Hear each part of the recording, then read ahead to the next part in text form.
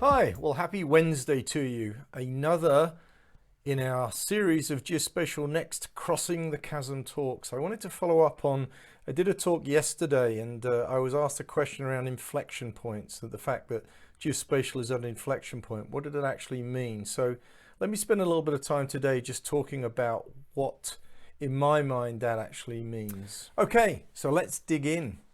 So from yesterday's presentation, I showed this slide, Geospatial-Next, and what I believe is happening, and others agreeing with me, is that we've got really two paths that have evolved. The first one is, let's start on the right hand side of the screen, Geospatial Science, and I would put GIS under that category. We'll explore that in a little bit more depth in a moment. The other path is location intelligence, and this is an evolution of sort of a new area of geospatial. Certainly GIS is part of the location intelligence world, but there's an emerging world which is not really currently leveraging GIS. So we've got kind of these two paths, and let's explore those in a little bit more depth to get this conversation started.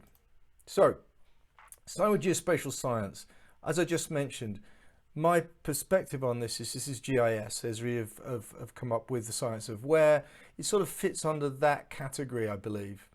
I think what characterizes it, excuse me, are maps.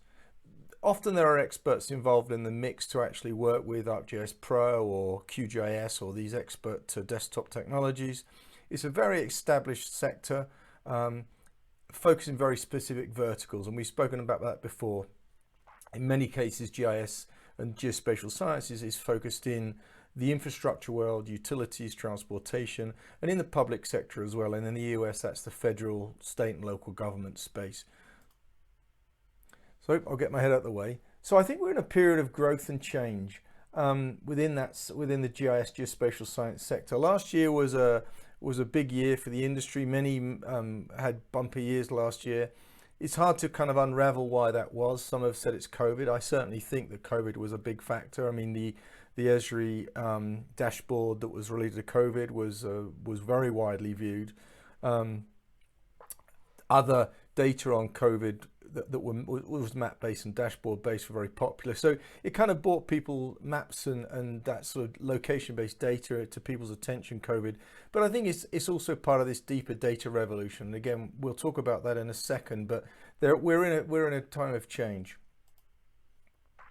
So I think for the sector, there are two particular challenges that stand out. The first one is it's still sort of a departmental focused solution. So again, it's GIS, it's mapping departments. It generally is a departmental conversation and not an enterprise conversation. I'm generalizing there. People could easily point at me in other places where that would be not true, but for generalizing, I would say that's correct. And there really hasn't been expansion into non-traditional sectors. So outside of what I just described, into the commercial sector particularly, it's had a limited, geospatial science had a limited impact in that particular area over its long history. So that's geospatial science. Let's talk about location intelligence. By my definitions, that's really where the Geospatial-Next conversation started. It's this notion that we've got new data that's been collected from satellites, drones, aeroplanes, terrestrial, underground, indoor, and we've got artificial intelligence and machine learning. So that's been a relatively new, over the last 2-3 years development. What we're seeing is the emergence of space economy, money pouring in there, startups jumping out of that place, IoT, we've got drones, we got 3D and 4D, the 3D 4D world, and there's much discussion around digital twin and actually much misunderstanding about digital twins. But these are kind of the drivers behind this sector. So yes, it's new. Yes, it's very innovative, particularly from a technology perspective. Yes, it's a startup frenzy. There are new startups popping up continuously. I've likened it to the early days of the internet. And in many cases, these guys that are in this sector are targeting new markets. So we hear about spatial finance, we've got insurance, we've got retail, we've got agriculture. Again, GIS is still in those sectors, but there's been a big push in these new worlds with this new data and artificial intelligence, machine learning to really get a foothold into those sectors. So a couple of challenges here. Certainly these companies are in large part technology and data led. So they're innovators, they're driving things forward thanks to these technology advances, but their value proposition in most cases is still poorly defined and poorly understood, and they lack customers. So we have these two paths, these two worlds. So what do I mean by an inflection point? In my view, there's this bigger trend around technology and data, and this is really part of this digital revolution trend, and nobody is insulated from that. Everyone is aware of the fact we've got this next phase. I've in my career, I've seen us move from desktop computing to the internet in the 90s. In the late 2000s, the evolution of mobile and cloud. I think we're at an even bigger inflection point now, which is a much bigger change than just geospatial, but we are following on and taking advantage of that wider trend. So I think there's now wider recognition, not only of that trend among the population. You kind of escape looking at the media, reading newspapers, etc., to hear all about digital transformation and all this new data and all of these things. So no one's immune to the awareness of this. But I think what we really saw last year, particularly within the GIS sector, was people are beginning to realize the importance of location within that bigger trend. So the notion of location has become another much spoken, much discussed, increasingly so, aspect to this. So I think those are the two things that are kind of defining this inflection point. Let me help color that picture, and I'm going to be very specific here. So let's think about infrastructure organizations, and I'll pick on two within my world that I work with, utilities and Department of Transportations.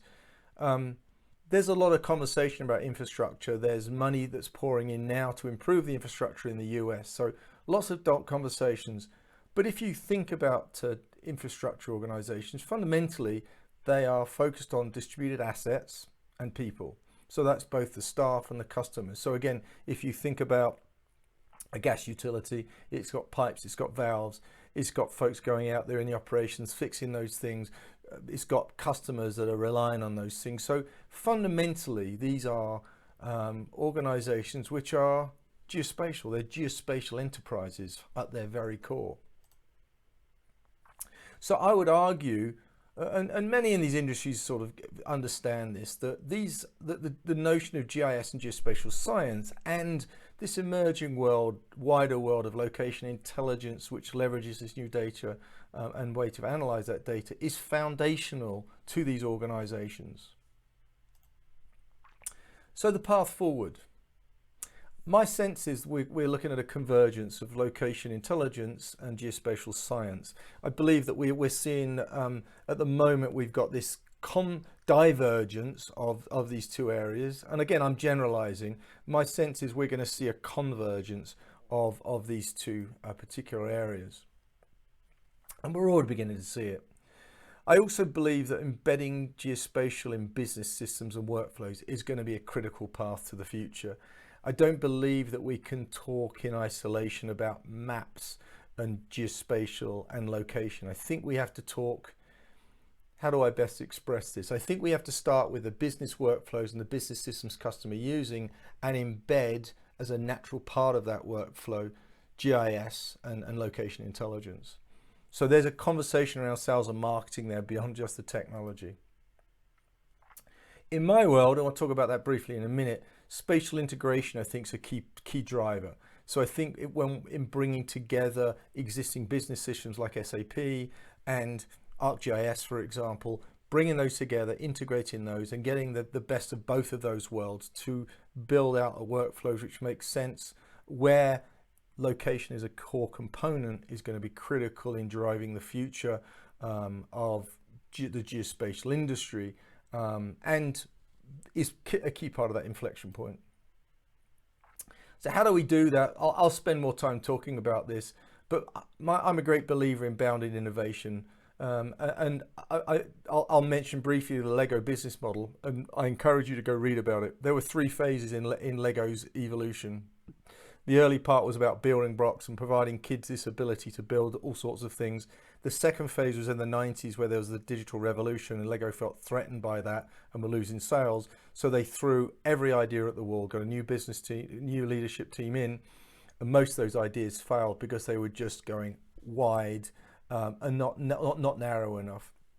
In their third iteration, which is where they are today, in around I think 2004, 2005, they actually looked at their business, decided what the core part of their business was, and encouraged their staff to, yes, be creative, but to be creative within a bounded way. And most of the ideas, or the majority of the ideas that came out from that particular time, which were tested with their target audience, which were a lot of young boys between, I forget the ages, but before their teens, tested with their customers these ideas, which had come out of a bounded innovation framework, were very successful, and that's why they've been so successful. So I think the importance of bounded innovation and building innovation teams within organizations, which are really bringing the technology piece and the business piece together and testing out ideas with actual customers.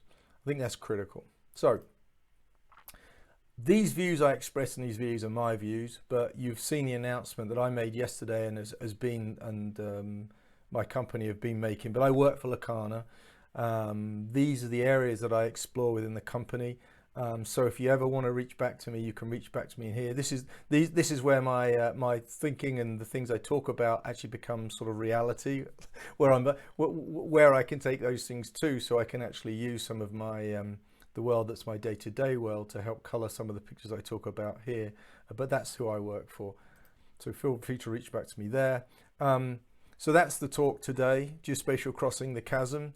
Feel free to, actually I'll point the other way, there should be a subscription button on the right there.